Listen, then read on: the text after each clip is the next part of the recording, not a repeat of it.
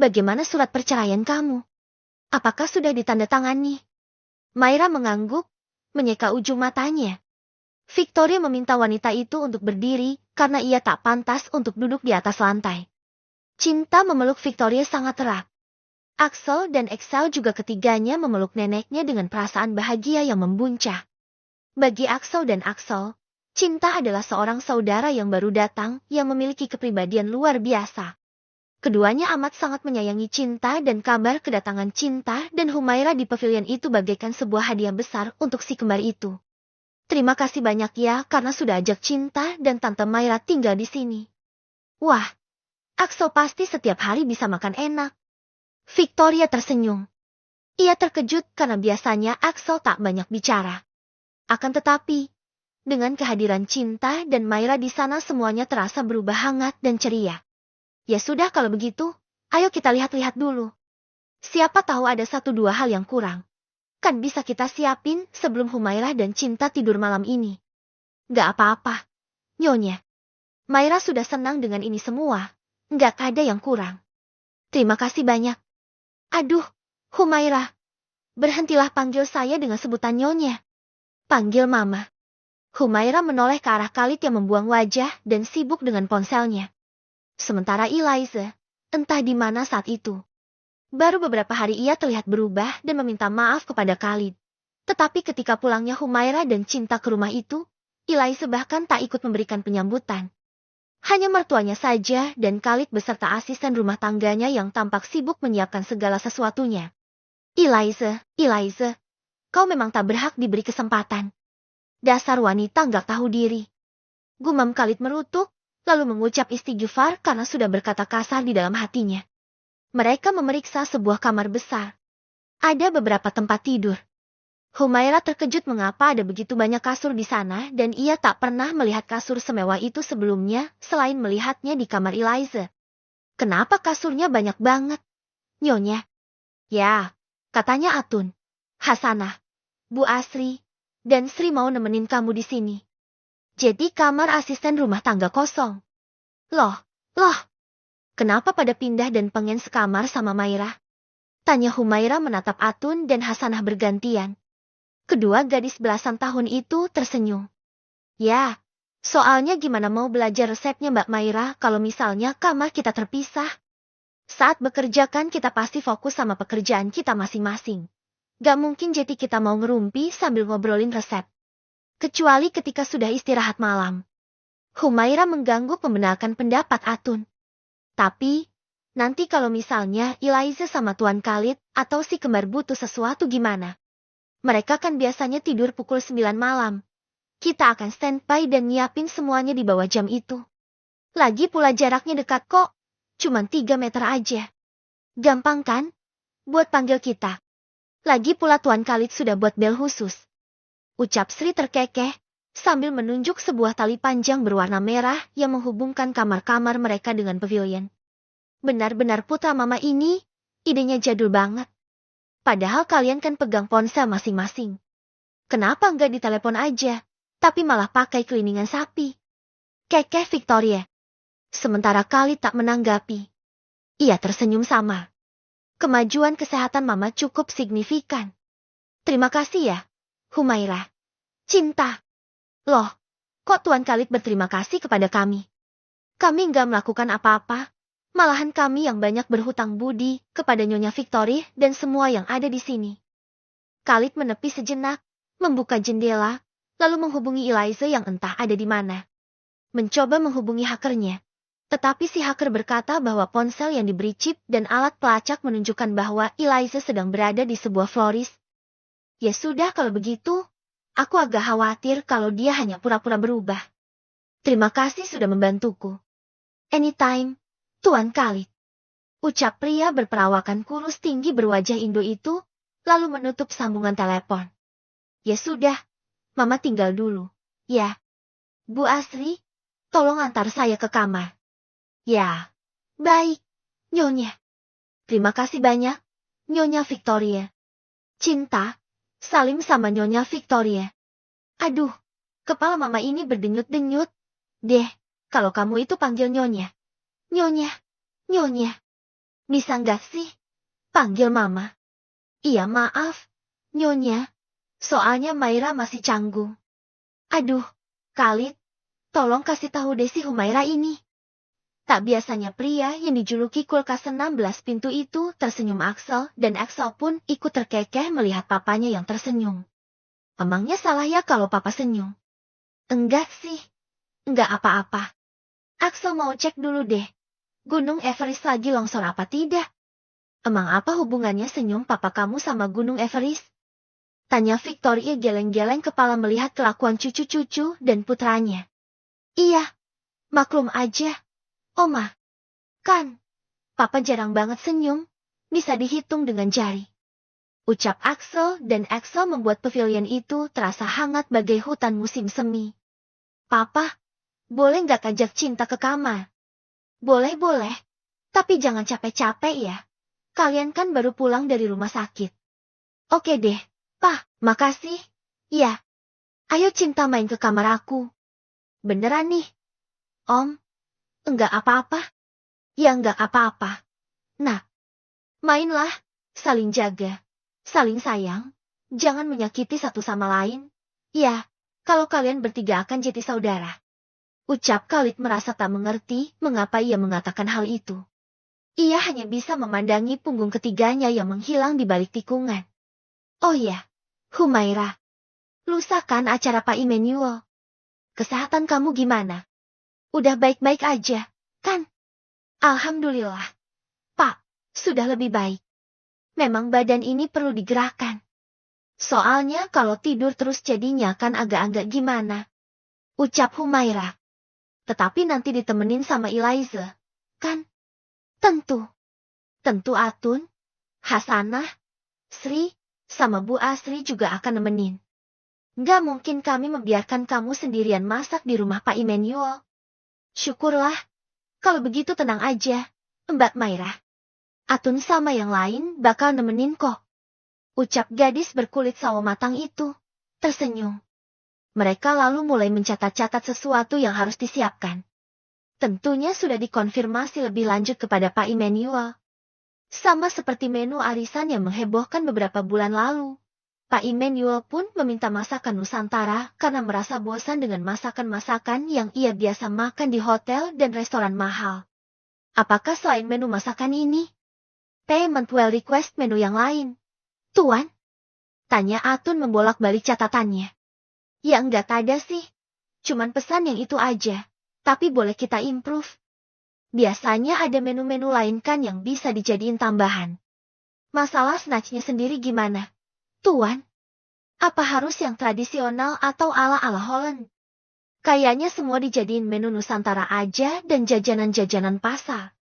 Apa ya kira-kira yang unik tapi nggak bosenin dan banyak pilihan? Pinta Kali tampak sibuk berpikir. Apakah pengen sesuatu yang manis, yang gurih, atau jeti komplit di dalam satu mangkok, manis dan gurih? Tanya Humaira memberikan usulan. Memangnya ada makanan yang seperti itu? Wah, tentu ada, Tuan Khalid. Tuan pernah dengar nggak Jenang Solo? Jenang Solo. Tuan punya ponsel kan? Coba cari, lalu ketik Jenang Solo. Khalid membuka sebuah laman, lalu menuruti perintah Humairah. Air persekian detik terpampang banyak gambar tentang Jenang Solo. Belum makan rasanya air liur sudah menari-nari. Ucap Khalid tertawa. Atun dan Hasanah saling sikut. Tak biasanya lagi dan lagi mereka melihat perubahan pada bosnya yang biasanya bersikap dingin. Kenapa Tuan Khalid ketawa ngeliat Jenang Solo? Soalnya menggoda banget, Tun. Coba kamu lihat ini ada warna kuning, warna hijau, warna merah, warna-warna lain. Terus kayaknya ini disiram santan murni, terus dikasih gula merah, ya. Wah rasanya pasti luar biasa. Tuan. Aneh-aneh aja. Barangkali Tuan dan yang lain ini bosan ya, makan-makan yang mahal-mahal itu. Ya gimana nggak bosan? Atun, Hasanah. Lagi pula kebanyakan kalian dan orang-orang penting itu makannya ya yang mahal-mahal. Jarang banget yang seperti ini. Saya pun sebenarnya terkejut ketika Pak Immanuel request menu selera Nusantara seperti ini. Tapi, enggak bakalan berubah pikiran kan? Pak? Enggak. Dong. Masukin juga jenang gula tadi sebagai menu dessert. Siap. Tuan. Sore ini kita ke rumah Pak Emmanuel dulu buat cross-check semuanya. Soalnya besok kita harus sudah siap-siap kan? Mungkin ada 1-2 hal yang belum ada dan jangan sampai ada yang gak sempurna. Humaira tersenyum dan senang ketika referensi masakan yang diajukannya disetujui oleh Khalid. Khalid kembali menghubungi Eliza. Ia merasa lega karena ponselnya tersambung. Kamu di mana? Lagi di florist, sayang. Jawab Eliza lemah lembut. Tetapi Khalid bergidik dibuatnya karena panggilan sayang yang terdengar munafik itu. Kalau begitu cepatlah pulang. Aku terkena macet, sayang. Aku membelikan bunga untuk Humaira dan Mama. Ya sudah cepat pulang, ucap Hakid tak banyak bicara dan langsung menutup panggilan telepon. Eliza menghela napas, buru-buru memasukkan ponselnya ke dalam tas. Tak memperhatikan ada seorang pria berperawakan tinggi 193 cm bertubuh atletis berwajah khas dengan kulit sawo matang yang hendak masuk ke dalam florist. Keduanya bertabrakan, lalu saling pandang selama beberapa detik. Eliza terkejut pun demikian dengan pria berkulit sawo matang itu. Eliza ah. Loh. Ya Allah, Eliza. Aku nggak nyangka bisa ketemu kamu di sini dan kamu masih ingat aku. Ya iyalah ah. Ingat pastinya. Siapa sih yang bisa lupain kamu? Ucap Eliza dengan wajah yang malu-malu. Angannya melesat cepat pada peristiwa belasan tahun silam. Pria bernama Adam itu mengantarkan Eliza ke tempat parkir sambil mengobrol banyak. Kamu sendirian aja, Dam. Mau beli bunga kok malah nganterin aku ke tempat parkir? Iya, enggak apa-apa. Aku memang lagi cari bunga. Kamu beli buket banyak banget. Oh iya, Dam. Ini 1 buat temanku, 1 buat mertuaku. Ucap Eliza merapikan buket bunga besar. 1 didominasi warna merah muda, sementara yang 1 lagi didominasi warna biru dan ungu. Cantik-cantik banget, tapi lebih cantik kamu. Sih, ucap Adam, tersenyum. Eliza menundukkan wajahnya yang tampak merona merah muda, lalu mengeluarkan ponselnya. Karena kamu tadi udah nabrak aku, kamu harus ganti rugi. Ganti rugi? Tanya Adam tak mengerti. Alisnya yang tebal seperti ulat bulu tampak mengernyit. Tetapi lesung pipinya membuat Eliza kembali tergila-gila. Iya dong, aku kan rugi. Badan aku sakit. Setidaknya traktir makanlah. Ucap Eliza seolah merupakan kodratnya yang sudah menjadi seorang istri. Kamu udah menikah? Ya. Tanya Adam sambil memeriksa jari manis. Ada sebuah cincin berlian yang tersemat di sana. Eliza tersenyum. Tentu aja. Kamu nggak tahu apa? Aku kan kembang sekolah. Hahaha, ya, berapa nomor kamu? Eliza menyebutkan beberapa angka. Adam tampak menyimpannya dengan baik di dalam ponsel mahalnya. Mobil mewah Eliza melesat meninggalkan tempat parkir florist yang ada di tengah kota. Adam tersenyum dan melambaikan tangan walaupun mobil itu sudah menjauh. Pria dengan senyum manis yang sangat menggoda itu lupa belum menyimpan dan memberi nama kontak, lalu jari jemarinya yang lentik mulai menari-nari di atas layar sentuh. Mantan terindah. Tulisnya, lalu tersenyum. Kupu-kupu mulai berterbangan di dalam hatinya. Atun, Hasanah, Bu Asri, dan Sri tampak sibuk di salah satu pasar tradisional bersama Khalid. Sementara Eliza berada di rumah bersama Kembah, Cinta dan Victoria. Khalid memegang catatan, memeriksa bolak-balik karena tak ingin ada sesuatu yang tertinggal. Ratusan juta digelontorkan oleh Pak Emmanuel demi terselenggaranya acara yang benar-benar luar biasa dan memanjakan lidah para tamu-tamu yang datang. Tentu saja Khalid tak ingin mengecewakan, apalagi Pak Emmanuel adalah investor penting yang akan membuat perusahaannya tumbuh berkembang lebih pesat dan besar. Kira-kira semuanya bakal bisa selesai tepat waktu enggak? Tenang aja, Pak. Percayakan semuanya sama Mbak Maira. Ucap Atun seolah benar-benar membanggakan Humaira. Humaira tersenyum. Lesung pipinya tercetak jelas di wajahnya yang bunda dan bersih. Khalid tertegun melihat kecantikan Humaira yang tersembunyi. Ditambah lagi Humaira tampak beradab dan sopan santun terhadap para penjual. Wanita berkerudung abu-abu itu bahkan lebih cenderung untuk berbelanja pada penjual-penjual yang sudah sepuh. Memangnya sayurannya bagus? Insya Allah bagus. Tuan, saya sudah ngerti. Lagian berbelanja sedikit dan membantu nggak akan buat kita miskin. Percayalah, Tuan dapat ratusan juta dari Pak Immanuel dan kita berbelanja hanya beberapa ratus ribu saja. Mungkin di rumah simbahnya bisa beli obat, bisa beli makan, bisa membahagiakan cucunya. Ya, kita nggak tahu apa yang terjadi sebenarnya sama orang-orang yang sedang berjuang. Ucap Humaira panjang lebar. Khalid tak pernah berpikir sampai sepanjang dan sejauh itu. Humaira benar-benar membuka pandangannya terhadap orang lain.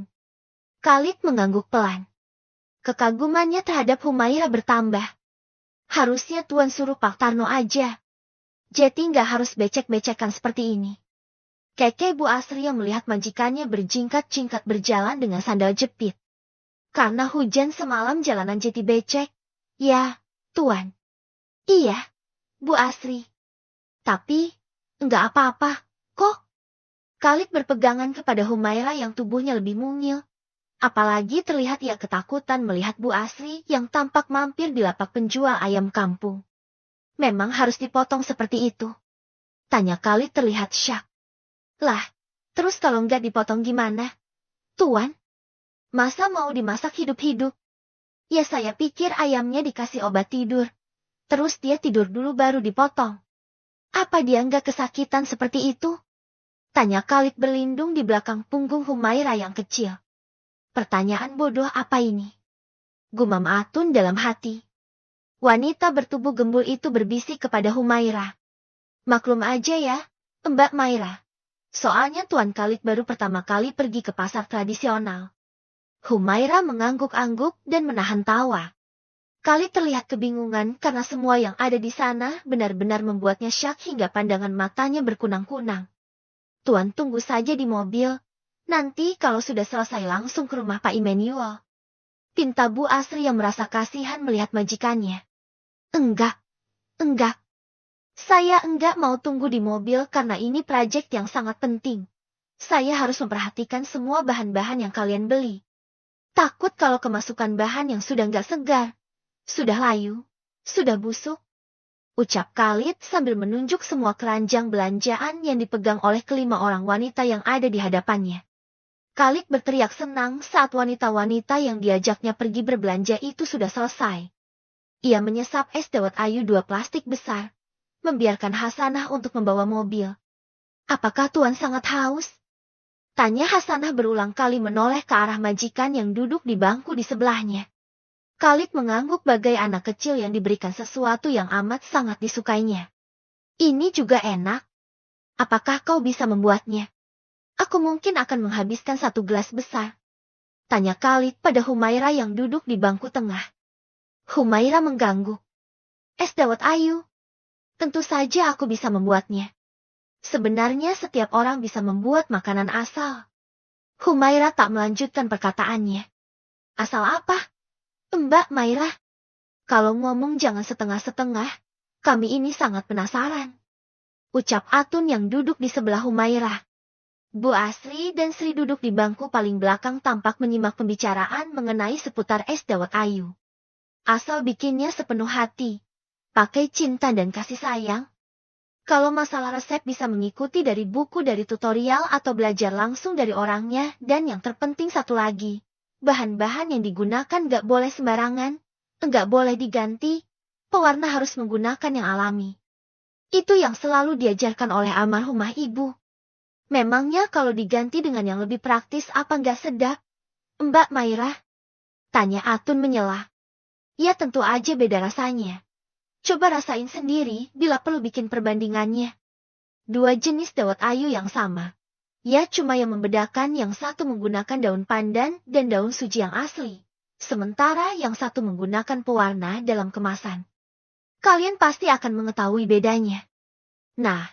Ditambah lagi kalau yang satu bikinnya sambil ngomong yang baik-baik sambil baca sholawat. Sementara yang satu lagi ngedumel kesel. Wah, wah, ternyata segala sesuatunya itu ada ilmunya ya. Ucap Hasanah meminta petunjuk kepada Khalid yang sudah menyelesaikan acara makan es dawetnya tak bersisa. Lalu, terdengar suara sendawa. Kelima orang wanita berbeda usia itu benar-benar baru mengetahui sisi majikan yang lainnya. Kalian gak akan cerita-ceritakan sama yang lain kalau saya itu sendawa saat makan 2 bungkus besar es dawet ayu? Tanya Khalid memandang tajam satu persatu wanita yang satu mobil dengannya. Ya tentu aja. Tuan, kami gak mau cerita-cerita. Tenang aja, rahasia Tuan aman sama kami. Ucap Hasanah tersenyum. Mereka mengobrolkan banyak hal hingga tak terasa tiba di sebuah kawasan elit. Kawasan yang hanya dihuni orang-orang kaya tertentu saja. Bersambung.